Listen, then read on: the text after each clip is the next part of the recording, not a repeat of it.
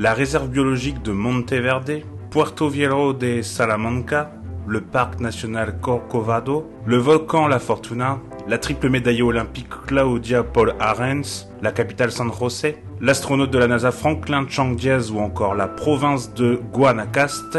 De nombreux éléments pourraient faire l'objet de cette vidéo, mais ce ne sont pas de ces éléments qu'on va parler dans cette vidéo. Bonjour à tous, j'espère que vous allez bien, j'espère que tout va pour le mieux. Écoutez, moi de mon côté, tout va très bien. Et aujourd'hui, pour cet épisode de Road to World Cup, donc le numéro 5 déjà, on va parler du Costa Rica. Donc installez-vous confortablement, n'hésitez pas à vous abonner, et c'est parti, générique.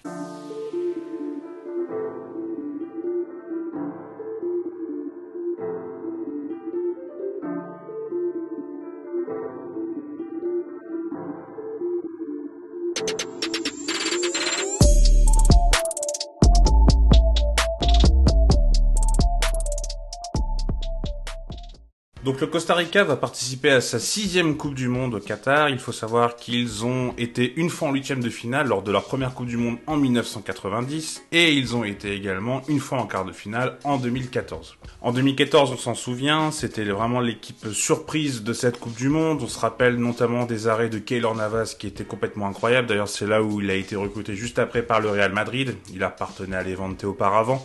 Et le Costa Rica avait donc fait 1-1 contre la Grèce en 8e de finale, ils avaient gagné au tir au but, et en quart de finale, ils tombent contre les Pays-Bas. Encore une fois, ils vont au tir au but, alors qu'ils avaient fait 0-0, mais là, malheureusement, ça ne sourit pas, et ils perdent les tirs au but. Ils ont participé également, comme je l'ai dit, du coup, en 1990, où ils ont été jusqu'au 8e de finale, et ils ont également participé à la Coupe du Monde en 2002, en 2006, et également en 2018. Donc c'est bien leur 6e participation.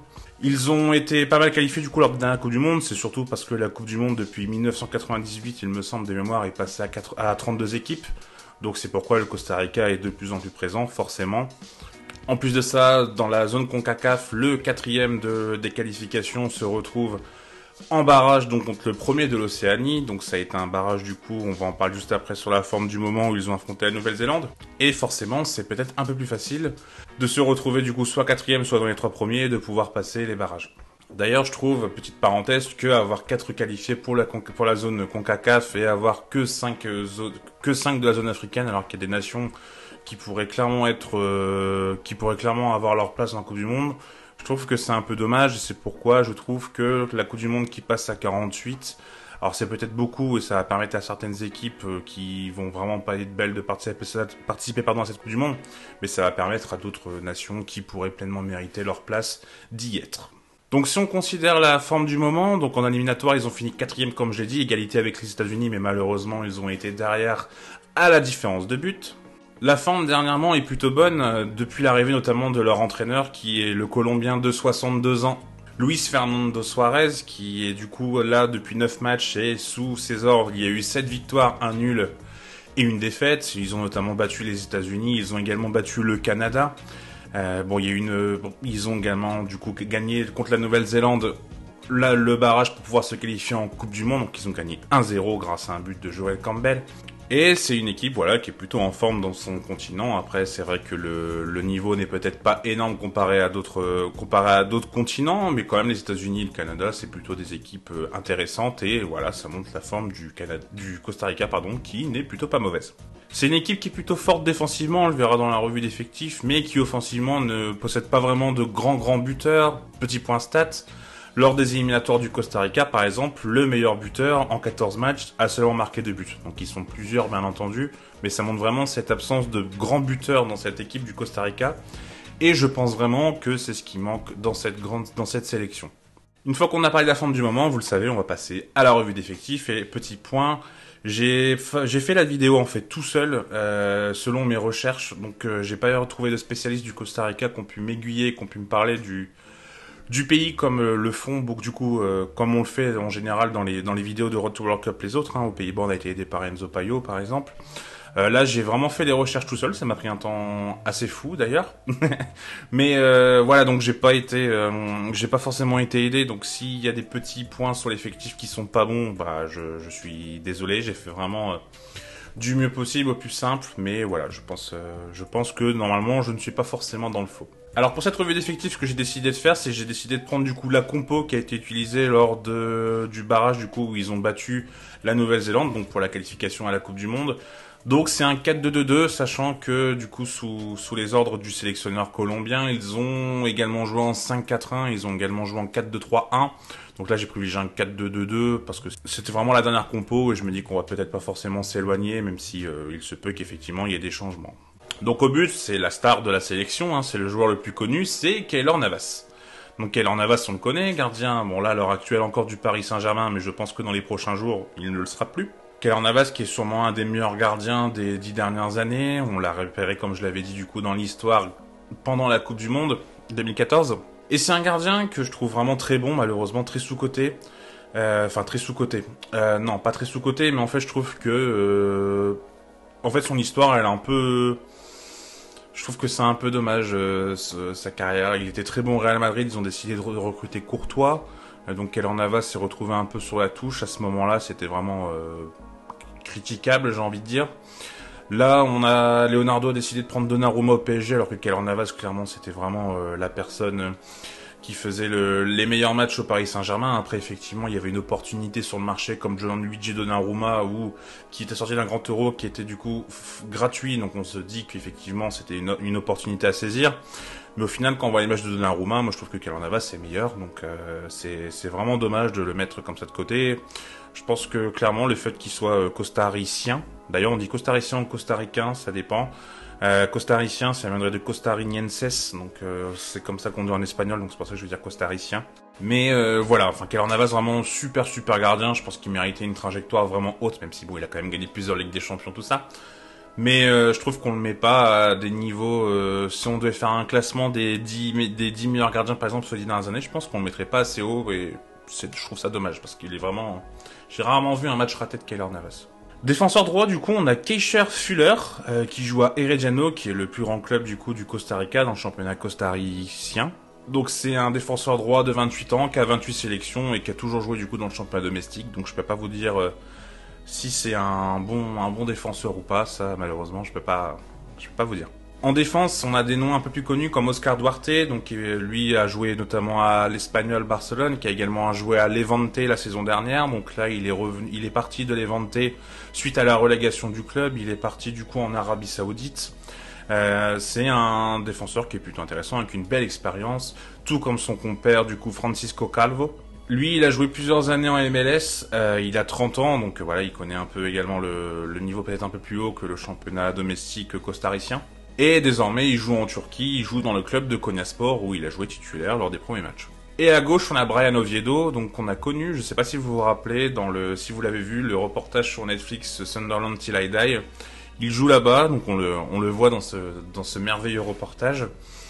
Il était parti après au Danemark, du coup à Copenhague, et là aujourd'hui, maintenant, il est à Salt Lake en MLS. Donc voilà, pareil, un défenseur qui a pas d'expérience, et comme je vous disais, vraiment c'est leur force, c'est leur défense au Costa Rica, vraiment une équipe qui marque peu mais qui encaisse peu de buts, en tout cas sur leur continent. Donc je pense que ce sera pareil à la Coupe du Monde, ce sera pas non plus simple de leur marquer des buts.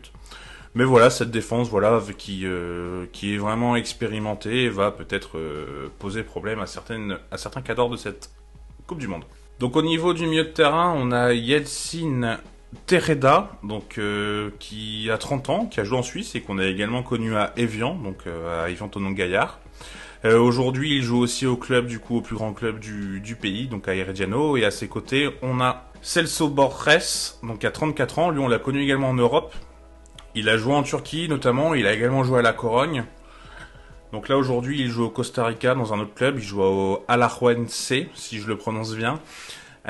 Donc voilà, pareil, une paire plutôt expérimentée qui est plutôt solide, je trouve, pour cette sélection. Donc voilà.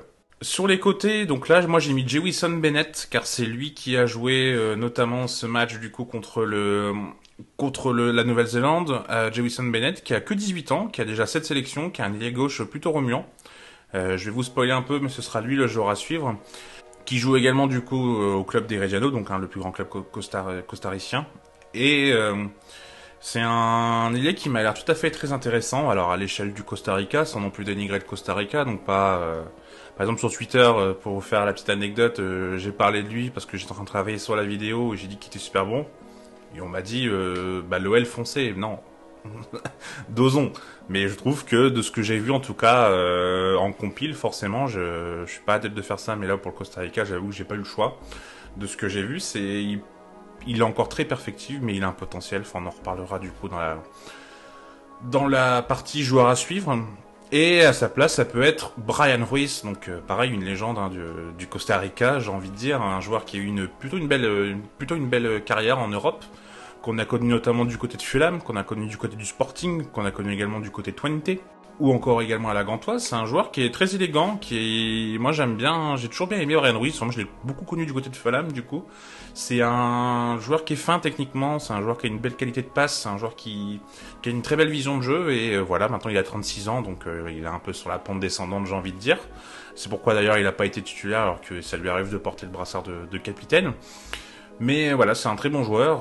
Ce sera sa dernière Coupe du Monde, donc hâte de suivre ça. D'ailleurs, ce sera même ses derniers matchs parce qu'il a dit qu'il prendrait sa retraite après la Coupe du Monde 2022. Donc voilà, ce sera un peu sa last dance. Et à droite, on a du coup Gerson Torres qui a 24 ans, qui a déjà fait plusieurs clubs, notamment mexicains, qui a fait également plusieurs clubs costariciens. Donc c'est un peu un petit baroudeur en Amérique centrale et en Amérique du Nord.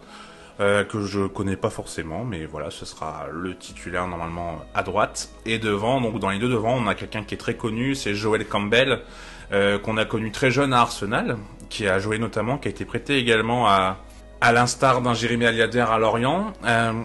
Il a enchaîné énormément les prêts également, il a enchaîné les clubs aussi, on l'a connu à Villarreal, on l'a surtout connu au Betis Séville, ou de mémoire, enfin au Real Betis, pardon. Excusez-moi les puristes du championnat espagnol.